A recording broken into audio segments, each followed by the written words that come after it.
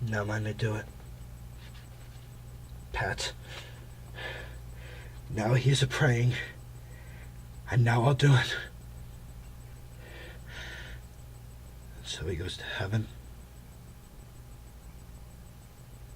And so I am revenged, though it be scant. A villain kills my father, and for that, I, his sole son, do this same villain send to heaven? Or this is higher in salary, not revenge. He took my father grossly, full of bread, with all his crimes broad, blown as flush as May. And now his hut it stands, who knows save heaven? But in our circumstanced course of thought, 'tis heavy with him, and am I then revenged to take him in the purging of his soul? And he is fit and seasoned for his passage? No. Absor and know thou a more horrid hent. He is drunk asleep or in his rage, or in this incestuous pleasure of his bed. At game of swearing, or about some act that has no relish of salvation in the then trip him, that his heels may kick at heaven, and his soul may be as damned and black as hell. Whereto it goes, my mother stays. This physic prolongs thy sickly days.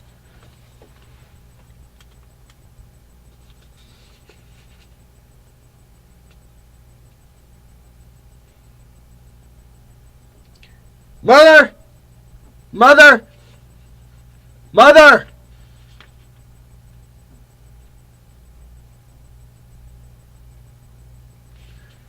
Now, Mother, what's the matter?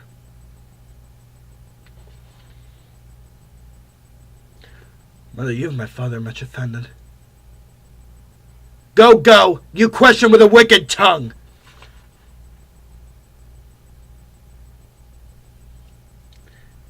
What's the matter now?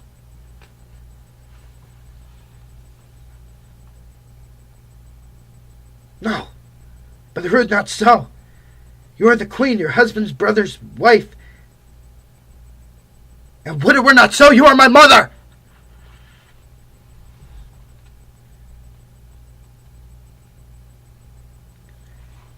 Come, and sit you down.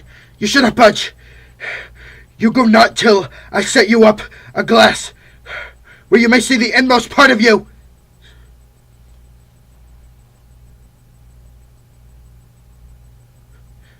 I know where we're at.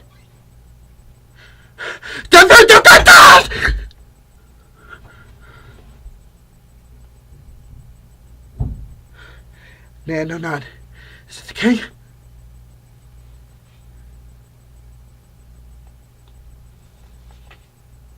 A blade deed, almost as bad, good mother, as kill a king and marry with his brother. I, lady, it was my word.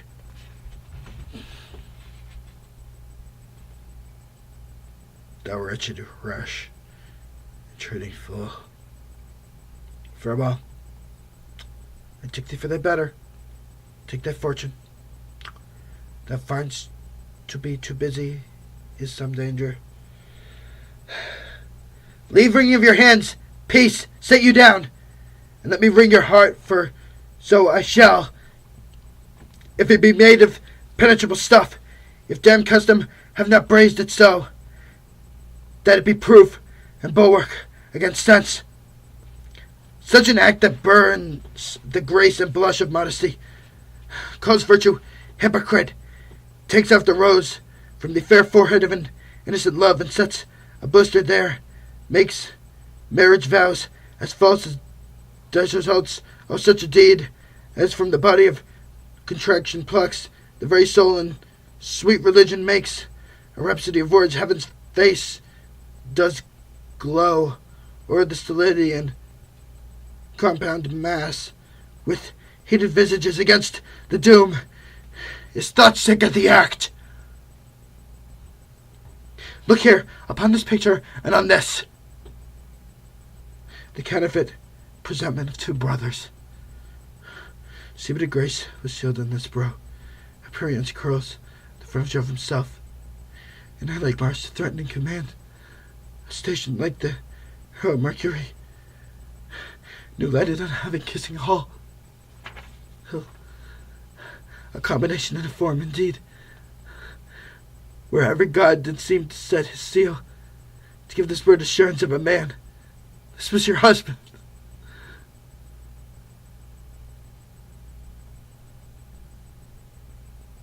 Look you now what follows. Here is your husband. Like a mildewed ear, blasting his wholesome brother. Have you eyes? Could you on this fair mountain leave to feed and batter on this moor? Ha! Have you eyes? You cannot call it love, for at your age the heyday is in the blood, is tame, it's humble, and waits upon the judgment, and see what judgment would step from this to this. Censure you have, else could you not have motion, but sure that sense is apoplexed, for madness would not err, nor sense to ecstasy was ne'er so enthralled, but it reserved some quantity of choice to serve in such a difference. What devil was't that thus hath coenced you at hoodman blind, eyes without feeling, feeling without sight, ears without hands or eyes, smelling sense, all are but a sickly part of one true sense, could not so mope.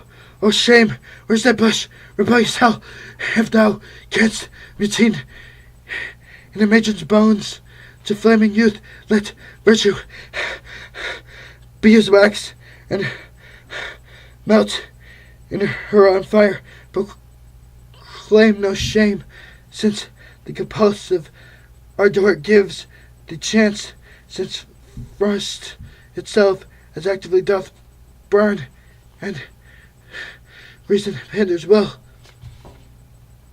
Nay, but to live in the rank sweat of a seamed bed, stood in corruption, honeying and making love over the nasty sty. A murderer and a villain of your president lord, a fetch of kings, a cut purse of the empire and the rule, that from a shoved the precious diadem stole and put it in his pocket. A king of shrewds and patches!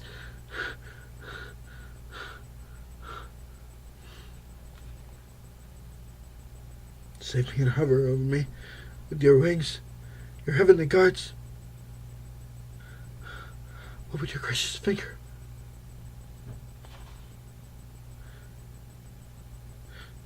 Do you not come, your tardy son to churn that lapsed in time and passion?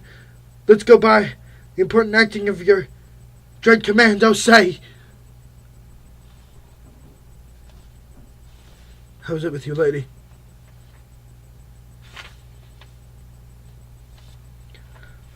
On him, look you, how pale he glares. His form and cause conjoined, preaching to stones, would make them capable. Do not look upon me, lest with this piteous action you convert my stemifacts done. What have I do? Will want true color, tears perchance for blood. Do you see nothing there?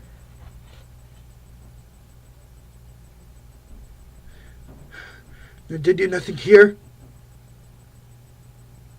But look you there, look how it steals away. My father, in his habit as he lived. Look where he goes, even now, out at the portal. Ecstasy. My pose as yours doth temporarily keep time, and makes as healthful music.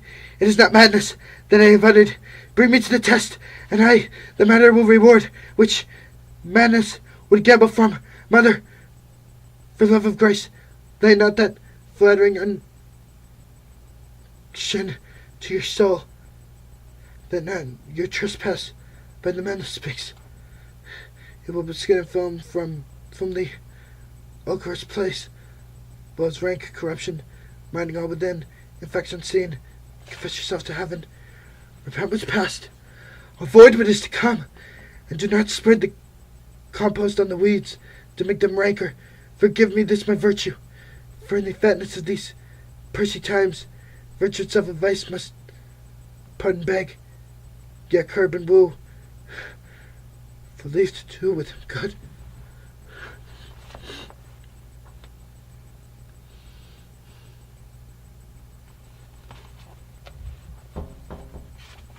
I throw away the worst part of it, and love the purr with the other half. Good night, but gone on to my uncle's bed. A summer virtue if you have it not, that monster custom, who else since studied of habits, devil, is ancient yet in this. That to the use of actions fair and good, he likewise gives a frock, or livery, that aptly is put on. Refrain tonight, and that shall lend a kind of easiness to the next abstinence. The next more easy, for use almost can change the stamp of nature, and either the devil or throw him out with wondrous potency. Once more good night, and when you are desirous to be blessed, a blessing beg of you, for this same Lord, I do repent, but heaven hath pleased it so, to punish me with this and this with me, that I must be the scourge and minister. I will bestow him and will answer well the death I gave him. So again, good night. I must be cruel only to be kind. This bad begins and worse remains behind. One word more, good lady. Not by this no means that I bid you do. Let the bloat king tempt you again to bed, pinch wanton on your cheek and call you his mouse, and let him for a pair of reachy cheeks kisses, or paddling in your neck with his damned fingers, make you to revel all this master out, that I essentially am not in madness, not in craft. 'Twere good you let him know, for who that's but a queen fair, sober, wise, would from a paddock, from a bat, a gib, such dear concerning hide, who would do so, known despite of sense and secrecy. See, on peg, the basket on the house's top, let the birds fly, and like the famous ape, strike conclusions in the basket creep, and break your own neck down.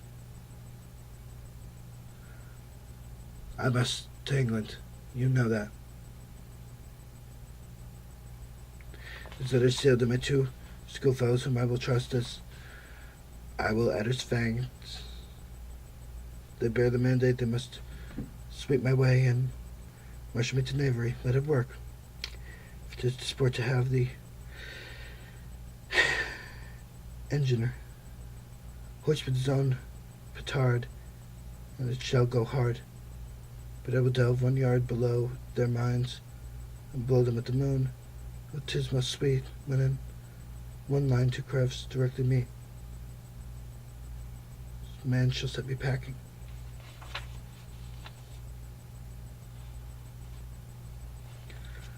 Along the gets into the neighbor room. Another good night indeed. This counsel is now most still, most sacred, most grave. It was in life a foolish, freighting knave. Come, sir, to draw toward an end with you. Good night, mother.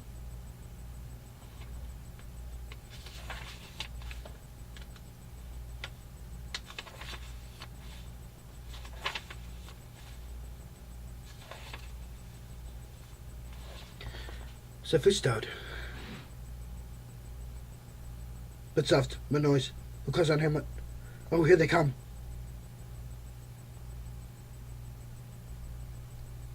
Compounded it with dust, whereto 'tis kin. Do not believe it. that I keep your counsel and not mine own. Besides, to be demanded of a sponge, but replication should be made by the son of a king. Aye, sir, that soaks up the king's countenance, his rewards, his authorities. But such offers do the king best service in the end. He keeps them like an ape, an apple in the corner of his jaw, first mouth to the last swallow. Then he needs what you have gleaned. It is but squeezing you, and, sponge, you shall be joy again. I am glad of it. Knavish speech sleeps in a foolish ear. The body's with the king, but the king is not with the body. The king is a thing. Of nothing. Bring him to me. Hyde Foxen, after all. To be continued.